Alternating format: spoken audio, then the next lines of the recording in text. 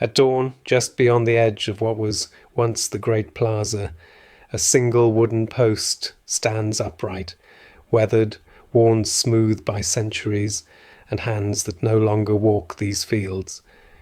It is not a marker in the way we understand markers today. It does not point to a grave or a boundary. Instead, it rests where one of the thousand such posts once stood, part of a vast circle of earthwork and timber that formed the outer ring of Cahokia's ceremonial centre, its circumference stretching nearly half a mile across an ancient floodplain along the Illinois River. The post is weathered to grey, not from sun alone, but from repeated touch, the ghostly imprint of fingers pressing into its surface, perhaps in ritual or remembrance. Around it, the soil has been compacted over time, worn down by footfalls that once moved with purpose through this space, priests walking toward a central mound whose summit still rises above the surrounding ground like the spine of some long-sleeping beast. The air is cool and damp, carrying the faint scent of loam and grass grown wild where corn was once planted in careful rows across terraced fields. This land, this place, is not empty. It holds memory in its layers, buried beneath a silted stream bed. Under centuries of soil lie the foundations of houses built from wood and cane, the scattered shards of pottery traded from as far away as the Gulf Coast, and the bones of people who lived here at a scale unseen before in North America, thousands gathered not in scattered villages, but in a single ordered city. The post stands alone now, yet it is part of something vast, an urban design shaped not by stone or steel, but by earth moved with human hands, aligned with stars and sustained through trade, belief, and shared authority across hundreds of miles. On the banks of the Mississippi River, where the land rises in gentle slopes above the floodplain, a city emerged from nothing more than earth and ambition. This was Cahokia, somewhere between 700 and 1200 CE at the height of its influence. While Europe was still emerging from centuries of fragmentation after the fall of Rome, while the great empires of Asia were consolidating their power in vast river valleys and arid highlands, a sophisticated civilization flourished here, far from any European or Asian gaze. The site lies just south of what is now St. Louis, Missouri, on land that was once rich floodplain and forested bluffs, cradled by the Mississippi's seasonal rhythms. The people who built Cahokia did not live in wooden towns or walled fortresses as many might assume. Instead, they shaped the earth itself into monumental form. Great earthen mounds stacked with soil, carefully levelled and aligned to celestial patterns. At its peak, Cahokia covered over 10 square miles, larger than any city in England at that time. This was not merely a village or ceremonial site, it was a true metropolis. Its population likely reached tens of thousands, making it the largest pre-Columbian settlement north of Mexico. Trade routes stretched hundreds of miles, obsidian from the Rockies, mica from the Appalachian highlands, seashells from the Gulf Coast, all passed through its streets or were carried to distant villages under Cahokia's sway. It was a city built not on stone, but on labour and order, on ritual and calculation. The great temple mound stood as an axis between earth and sky, roads aligned with solstices, ceremonies likely shaped by celestial cycles. The people of Cahokia did not farm the land for subsistence alone, nor did they live in isolation. They were connected to a vast network of communities across the American interior, united not by language or ethnicity, but through shared belief, commerce, and power. This was an urban centre unlike any other in North America before European contact, a civilization that rose without writing, Yet left behind such profound structures, it defies modern imagination. Beneath the modern landscape of southern Illinois lies a vast, silent testament to a civilization long before European arrival. Cahokia's earthworks still rise like ancient memory in the soil. What we know comes not from written records, but from the careful hands of archaeologists who read the land as a book. The most enduring evidence is the physical form of the city itself.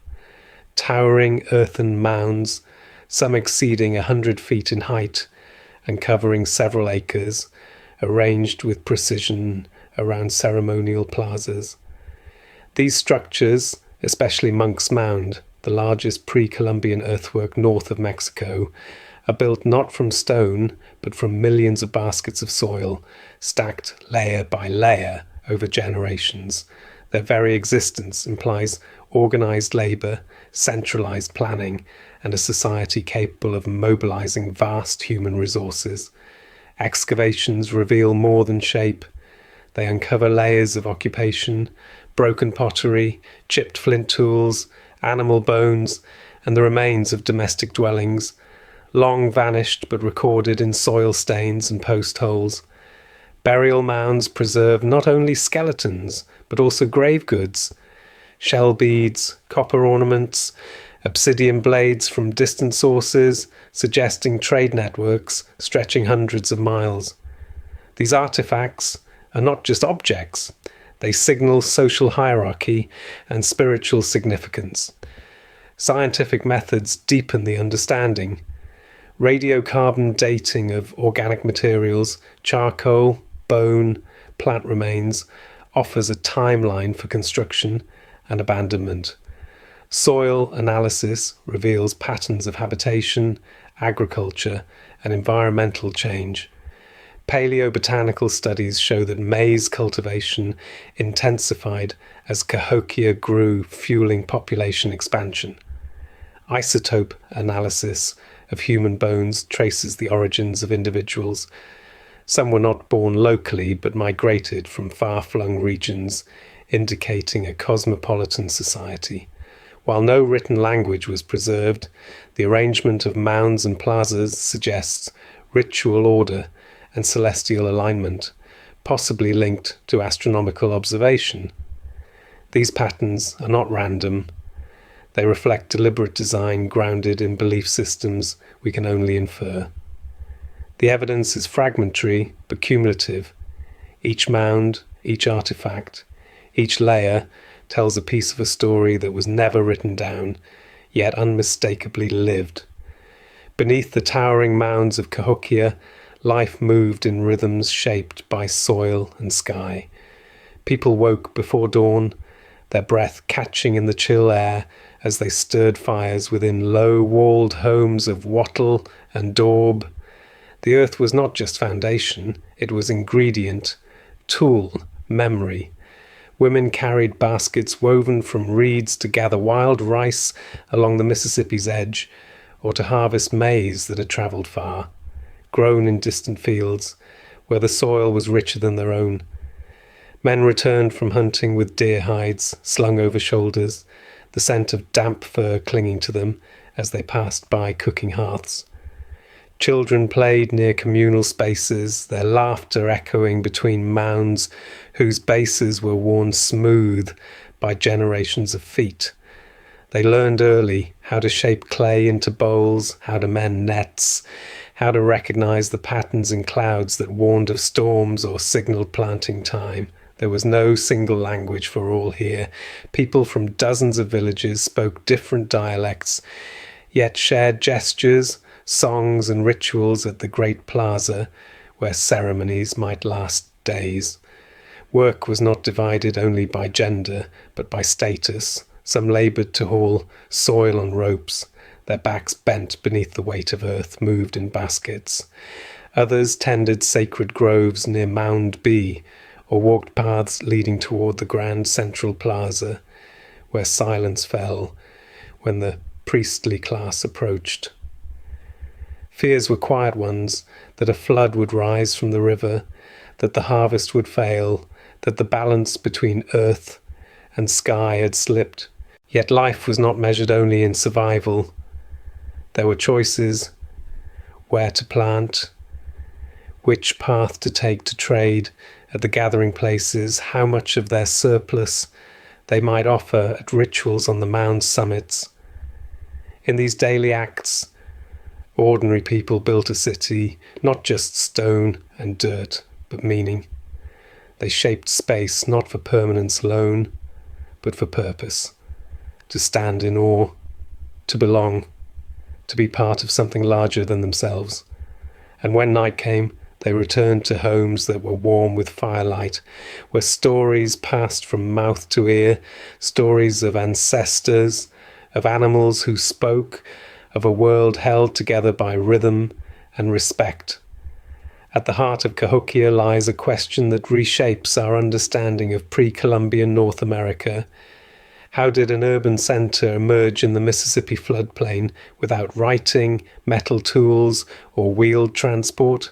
The answer is not found in stone temples or iron gates, but in the deliberate shaping of earth, mounds rising like monuments to order and power. At its core, Cahokia was built not on conquest, but on coordination. A vast network of labourers moving soil by hand, carrying baskets through rain and heat, aligning their efforts under shared belief and authority. The most striking example is Monk's Mound, the largest prehistoric earthwork in the Western Hemisphere. Its scale defies the notion of a simple village. It stands over 100 feet high, covering more than 14 acres, with enough material to fill nearly 25 football fields stacked waist high. Such ambition required not just labour, but an intricate system of organisation, timekeeping, resource allocation, and centralised decision-making. Who gave the orders? Who decided when and where to build? This is where Cahokia's true dynamic unfolds, a fusion of ritual and political control. The city was structured around ceremonial spaces, the Grand Plaza stretching across hundreds of yards, designed for gatherings that likely drew people from far-flung regions. Here, ceremonies may have been enacted not just to honour the cosmos, but to solidify hierarchy. The presence of exotic materials, shells from the Gulf Coast, obsidian from the Rockies, copper from the Great Lakes, suggests a trade network spanning hundreds of miles. These were not mere goods. They were symbols of status and connection to distant powers. The system was vulnerable when the great temple on Monk's Mound collapsed, or when ritual shifted in form. So too did the social cohesion that held the city together. The decline wasn't sudden. It unfolded over generations as power decentralized, trade routes altered, and climate patterns changed. But for a time, Cahokia stood not just as a city, but as an idea, that human purpose could shape the land into something greater than survival. The city that rose with such deliberate grandeur, its mounds aligned to celestial events, its plazas pulsing with ceremony and commerce, began to shift in ways not yet fully understood. By the late 12th century, signs of strain appeared beneath the surface of Cahokia's cohesion. The population had reached a scale that demanded increasingly complex systems of food production and distribution across a vast hinterland. As fields stretched farther into surrounding territories, soil fatigue may have set in, though evidence remains indirect.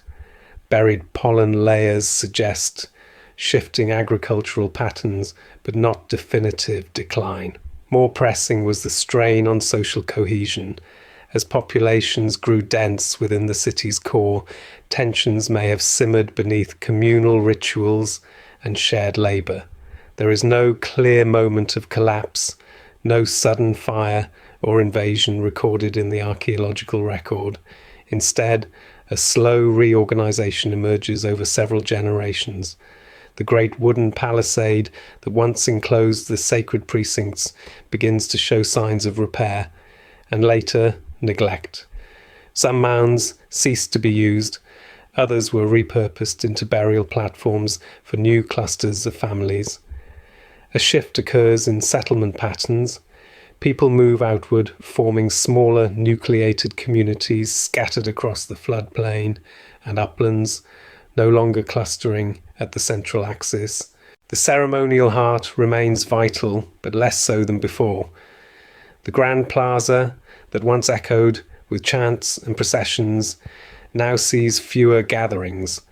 Burial practices change, elite interments grow sparser, and grave goods diminish in quantity and craftsmanship. In some cases, bodies are reinterred near existing mounds, suggesting a deepening spiritual connection to place rather than political authority. It is unclear whether this was the result of environmental stress, droughts or soil exhaustion, or social fragmentation brought on by internal pressures or conflict with neighbouring groups.